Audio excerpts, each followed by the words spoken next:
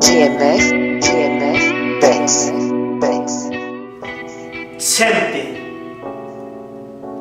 to physically remove myself from the present time, then personally ask God to recreate me in a different light, then re-invite me back into her life, but as someone else. Because when I was in it as myself, every female involved knew damn well I wasn't much help.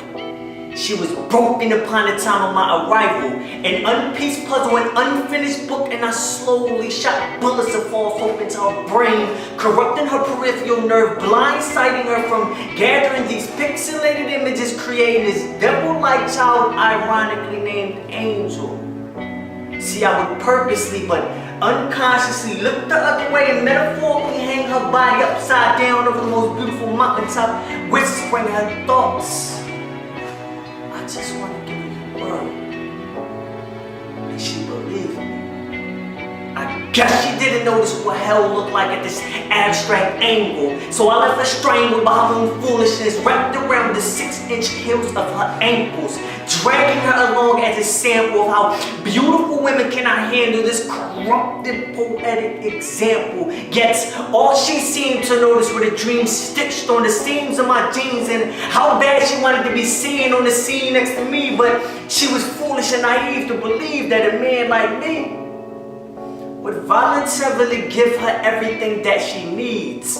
I was easily able to achieve the deceiving angles of a dangled demon mistaken for a damaged angel that can leave her with hope.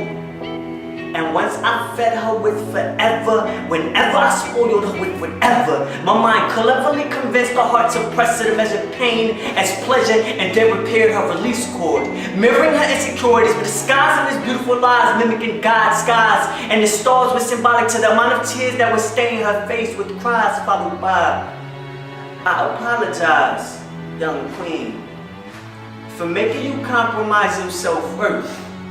But for what it's worth, you are the most beautiful creature crawling by my feet on this earth. Then she cracked a smile, and that's when my vision captured the recognition that her decision was to continue to listen. So I slowly began to load my unrhymed poetry lines as ammunition and fired my tongue across the condition that would never allow her to leave me without permission. And the only ambition I allowed fuel her mission was to be driven in making sure I don't hold auditions to finding some competition. I never knew love. I was given birth to in the motherland of hatred, and I wore the scars passed down from my ancestors as if they were sacred, as if they were awards awarded so I can afford to forfeit the reason of turning her blue to match the purple when I was at war with. Suffocating the soul with assorted swords that were sore behind closed doors to assure her innocence was ignored. And once my thought tore through the core of her floor and walls, I made sure that all her dreams were never explored or saw a scene. I would occasionally call her queen in front of a large bright screen. But behind those dark curtains, you could be most certain she was my slave, forbidden to speak, think, misbehave. At times she'd be given a hand, I granted her permission in a way, but never anything further. She was able to get away with murder before she could escape from me, and if she ever blatantly or mistakenly disobeyed me, I ever so graciously replaced her space with the vacancy of. So many things I've got to tell you, but I'm afraid I don't know how. 'Cause there's a possibility you'll look at me differently. Our relationship wasn't always like this.